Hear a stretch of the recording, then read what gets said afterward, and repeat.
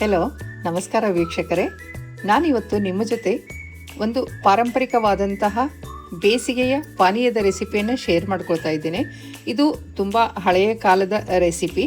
Welcome to Umarao kitchen. ಹೆಸರು ನಮ್ಮ ದೇಹಕ್ಕೆ ತುಂಬ ತಂಪನ್ನು ಕೊಡುತ್ತೆ. ನಾನಿಲ್ಲಿ 1 ಲೋಟದಷ್ಟು ಹೆಸರು ಕಾಳನ್ನು ತಗೊಂಡಿದ್ದೀನಿ. ಇದು ಹಸಿ ಹೆಸರು ಕಾಳು.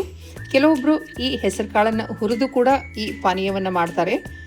ಆದರೆ ನಮ್ಮ ಮನೆಯಲ್ಲಿ ಯಾವಾಗಲೂ ನಾವು ಹೀಗೆ ಹಸಿ ಹೆಸರು ಕಾಳಿನಿಂದನೇ ಇದನ್ನು ಮಾಡೋದು.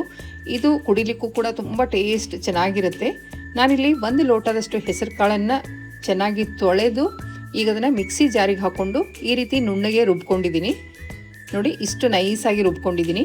ಈಗ ಇದಕ್ಕೆ ನಾನು 1 ಬಟ್ಟಲಿನಷ್ಟು ಹಸಿ ಕಾಯಿ ತುರಿಯನ್ನು ಸೇರಿಸಿದ್ದೀನಿ. ಕಾಯಿ ತುರಿ ಸೇರಿಸದೇ ಇದ್ರೂ ನಡೆಯುತ್ತೆ. ಇದನ್ನು ಮಾಡಬೇಕಾದ್ರೆ ಹೆಸರು ಕಾಳನ್ನು ನೆನೆಸೋ ಅವಶ್ಯಕತೆ ಇಲ್ಲ. ತಕ್ಷಣವೇ ಹೆಸರು ಕಾಳನ್ನು ಹಾಗೆ ತೊಳೆದು ಹಾಕಿ ರುಬ್ಬಿ ಮಾಡುವಂತಹ ಪಾನೀಯ ಇದು ಪಿತ್ತ ಪ್ರಕೃತಿಯವರಿಗೆ ತುಂಬ ಅನುಕೂಲ ಆಗುತ್ತೆ. ಈಗ ನಾನಿದಕ್ಕೆ ಏಲಕ್ಕಿ ಪುಡಿ ಹಾಗೆ ಒಂದು ಸ್ವಲ್ಪ ಬೆಲ್ಲವನ್ನು ಸೇರಿಸಿ ಮತ್ತು ಎಷ್ಟು ಬೇಕೋ ನೀರನ್ನು ಸೇರಿಸಿ ಇದನ್ನು ಮಿಕ್ಸ್ ಮಾಡ್ತಾ ಇದ್ದೀನಿ. ನೀವು ಒಂದು ಸಾರಿ ಇದನ್ನು ಖಂಡಿತವಾಗ್ಲೂ ಟ್ರೈ ಮಾಡಿ. ಈ ಬೇಸಿಗೆಯ ದಿನಗಳಲ್ಲಿ ಮಧ್ಯಾಹ್ನದ ಹೊತ್ತು ಇದನ್ನು ಮಾಡ್ಕೊಂಡು ಕುಡಿದ್ರೆ ತುಂಬ ಚೆನ್ನಾಗಿರುತ್ತೆ. ನೀವು ಇದನ್ನು ಒಂದು ಸಾರಿ ಮರೆಯದೆ ಟ್ರೈ ಮಾಡಿ.